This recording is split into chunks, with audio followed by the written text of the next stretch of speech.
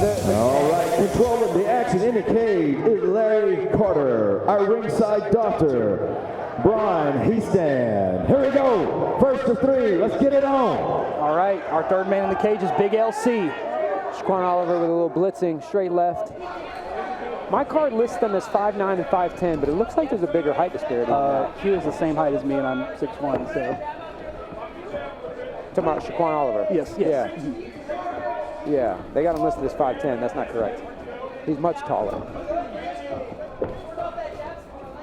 Maybe he was doing this when he... Yeah. Maybe it's like the height of his fighting stance. Mixing up the hands, showing a lot. He said he wanted to show more of his skill set. He did have a kind of a, not a one-dimensional strategy, but one thing was working, so he didn't really go away from it too much. He wanted to show more of the striking, just more of the overall skill set in this fight. He's bouncing in and out, and he's hit one or two long straight punches, but it looks like he's building up to commit to something. I think he's maybe that, or he's gathering data. Yeah. You can push to the fence. Shaquan Oliver sprawls, spreading his legs apart. Nice takedown defense. Yeah, knees and then breaks. And I believe that he wrestled for Kent State at Cortez Bradley, if my research paid off for me correctly. So, this is a guy who's got some wrestling experience, but I know that Juan is in there against Tommy Gant, who's fighting later tonight, and a ton of other NC State wrestlers. So I know that, Q's wrestling has come a long way, considering he's only been really training with Elevate for like a year and change, a year and a half. Slick movement from Shaquan Oliver, ducking and very evasive. Yeah, he's getting out of town before Cortez Bradley can follow up. Oh, big shot for Bradley there. I couldn't tell if that landed on the face or on the shoulder. I thought what I heard was a straight left from Shaquan Oliver to the body. I'm not Perhaps. sure. Yeah, I was looking at them, not the monitor. Shaquan Oliver mixing up his levels and his angles and moving, not throwing a ton, but sort of like forcing Cortez Bradley to react to his footwork. That was a good shot by Cortez, probably his biggest one of this fight so far. Look how Shaquan Oliver's coming inside with that hook.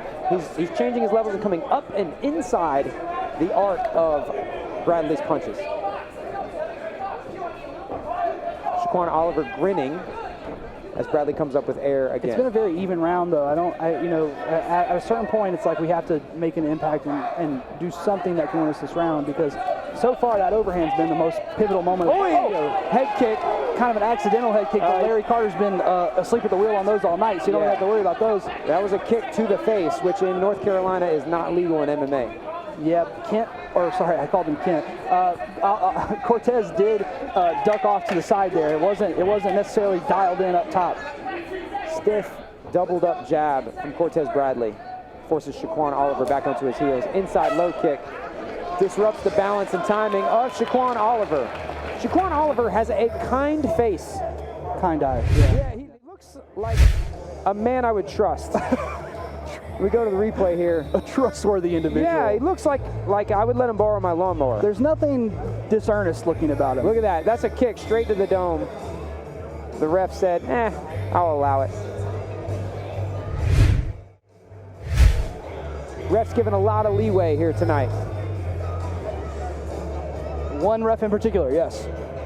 And the ref, when Dale's not here, the scales must balance out. Right, we've got someone's got to take up the mantle of Dale, let him die, Fry. Dead body Dale. Yeah. It's not done, it's Dale. So in North Carolina, there's no kicks to the head in MMA. Correct. In amateur. In amateur MMA. Yeah, in amateur. Yeah, which is a funny rule. Because in kickboxing, it's fine. Yeah. If you have shin guards on. Yeah. And headgear on. Or one or the other. Or either. Maybe neither, yeah. Yeah, I think it's pretty barbaric. I also think same-day weigh-ins is barbaric as well. But I agree. They don't take open forums anymore. They stopped doing that because it was just a verbal lashing for the NC Commission every time they held one. I would argue, I think you could make an argument that not allowing head kicks makes them more dangerous. I agree. Because the person doesn't have to worry about defending them. Yes. And how people are getting kicked in the face tonight is because they are disregarding the threat of the head kick and moving their head when the person still has a kick loaded. The movement patterns that Shaquan Oliver are using are very, very unique. Yeah, his Instagram handle is Ghost Flow, and sometimes that's what it feels like when you're sparring him, or Ghost. Yeah. Look at that. Look, he's quick on the takedown defense. He's using that whizzer, trying to lift Cortez Bradley up, but Cortez Bradley like a dog on the bone. This is a guy who's going to be tough on this single leg. He had a beautiful single leg in his last fight. It looks like he might be stepping in to switch to the high crotch, though. He's not letting go, despite being framed pretty hard. Look at that. Yeah, look at how far his head is from his ear is on his shoulder, and he's still. That's one of the benefits of the cage. You know, if you shoot in open space with your head pointed at the ground, you're going into the ground. But against the cage, you can hold him there. Yeah, ghost flow is an apt term because he flows and his movement is so elusive, and then you come up with air when you swing at him. And he's interesting in that he can strike with his right punch or right kick while moving to his right, which is a rare trait. He can strike with his left while moving to his left and still have some impact on it. Yeah, and the Elevate corner seems to agree with me that there's just a little too much passivity from Q. I mean, he's defending the takedowns, but if only one thing is happening, that's you getting pushed around the cage, you know, the judge is only going to see that one way. Yeah, he's engaged, and he is manipulating Cortez Bradley with his footwork, angles, and positioning, and being great defensively, but he's not scoring. The name of the game is damage. Hit is first. Don't get hit is second. Good straight left. He really caught him with his hands down and his chin high in the air there, too. Yeah. Well, another inch, and that punch would have been possibly a knockout. If only he wasn't 5'10". Yeah, maybe if he was 6'1". He's being swarmed now, Cortez Bradley all over him, but Shaquan Oliver, like a ghost, disappears. He's out of there. He's a friendly ghost, a trustworthy ghost. Yeah, not the scary kind, like a Disney kind. Look, so Oliver again, Cortez Bradley running for his life, grabbing the cage to prevent the takedown. Knees to the bottom. Knees to the bottom from Shaquan Oliver. Looking like a full-grown man fighter. Yeah. He's got that handcuff on the far side, so that arm is trapped inside that body lock, but he's shifting his weight up, and it's Cortez Bradley who comes out, hits him right in the balls. Larry Carter lets another fighter call his own timeout, even though he missed the low blow. I don't know what he was looking at. He hasn't seen a single foul all night. North Carolina Athletic Commission, I know you listen to these videos because you come up to me and say things that I've said directly on the broadcast to me to my face. So when you review this footage with Larry, tell him to watch the other fights. He hasn't seen a single foul all night. Oliver got kicked in the groin and kneed in the face with one strike. It was actually 2 fouls. That should count doubly. That's 2 warnings. Yeah. Be the first ever 2-point deduction. Oliver doing the old jump up and down, stomp the feet, which every medical professional will tell you, no, I've never heard of that. Just makes you feel better. Yeah.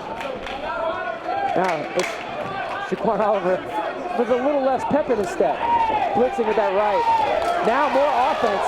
Shaquan Oliver scoring now and react. Perhaps Cortez Bradley can't get a takedown going, and that's like his game. No, Shaquan Oliver's so good at the range and distance that he knows when it's coming. He can read that and see it coming. He knows when he's in deep, and he knows Cortez Bradley can shoot, and his arms are in position. Those low hands, while they make him more susceptible to strikes, also help him dig those underhooks or use that whizzer to defend the takedown.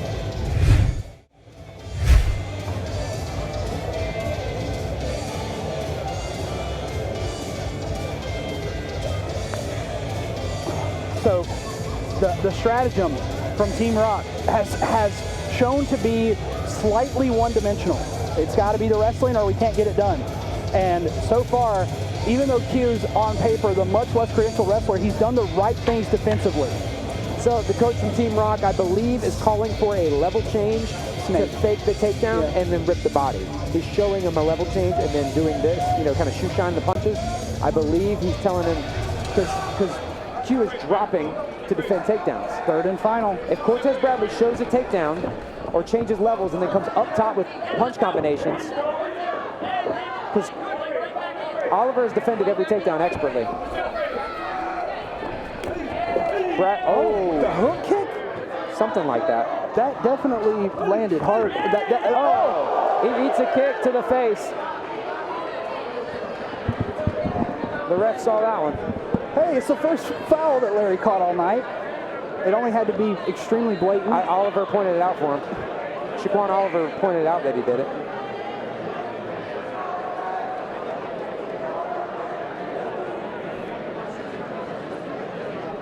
This might be the best thing that could have happened for Bradley, because Oliver was picking up the pace right then and getting really, really aggressive. This gives Bradley an opportunity to sort of slow things down and get his bearings, because if Oliver picks up the pace and keeps it up, Bradley's going to be in a lot of trouble. Because the only thing that was keeping the fight more even is Shaquan Oliver's lack of offense. Yeah. I mean, it's been hard for Cortez to get his game and offense going, and it's that ducking and that moving side to side, that level changing constantly is showing that as well. It's showing that as well. He's growing more desperate to get the shot. Team Rock wants that level change. I believe they want that level change closer so that Oliver reads takedown. There he is. He's offering that level change, but Oliver's not biting. He's going to need to get closer. If he's trying to represent a takedown attempt, it has to be done from closer. Right now, he's dropping levels in front of him, but Oliver is nonplussed. He was showing him so many different looks, too. It's like he's like you were saying, the footwork, he keeps changing the angle he's at. He keeps changing the method of approach, the stance. And Cortez Bradley is just awkward. Like, he can't get his wrestling feet underneath him because Q is keeping him so awkward in the striking. Beautiful side kick. It looked more like a side teep to me. So it worked. Yeah, straight left. Oh, Oliver really, really letting the hands go now. He's found the rhythm, found the range. Q is really touching him from far away with that straight to the body, too. Oliver is dancing on him. Oh, low ankle pick. Q's on the ground now in his half guard. Overhook is working. He's going to try to pull his leg out. He's going to end up in front headlock with the superior wrestler. Let's see how he handles this. He's going to leg lace. Out. Bradley resting on that headlock and allowing. He's got to let go if he's going to get offense going. Oh, and this is a great position for Q. This is.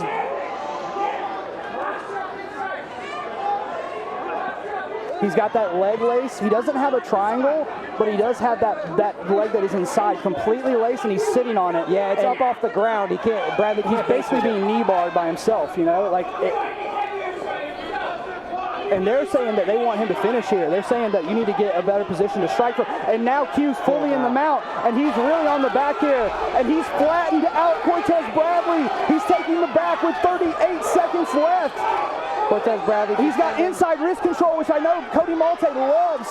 That inside wrist, he's under the chin. It's deep. And Cortez Bradley taps to Oliver with the submission in the third round with short time to go. Elevate MMA is on the board. They got two more coming.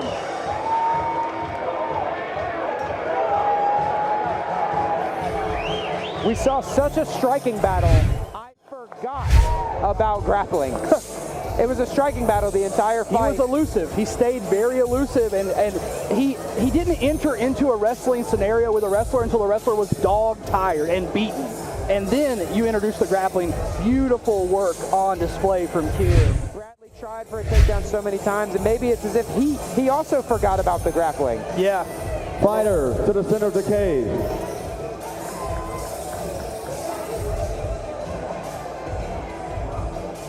Your winner by rear naked choke, fighting out of the blue corner, Shaquan Oliver.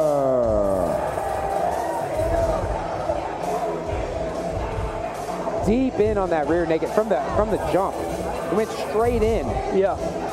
He had that inside wrist ride, and he tried to force it. When you try to force the turn while they're still grabbing your wrist, you're not going to go anywhere. The speed at which that rear naked choke came on. Coach is reminding me they have 3 left. I forgot about the other fight. I forgot about Tommy. Sorry, Coach. 3 more fights for Elevate, and they're off to a great start here with Q picking up that win in the third. And that's at this time, I'd like to get some Marine Corps Marines. Oh, great. Can I get some Marines in the cage, please?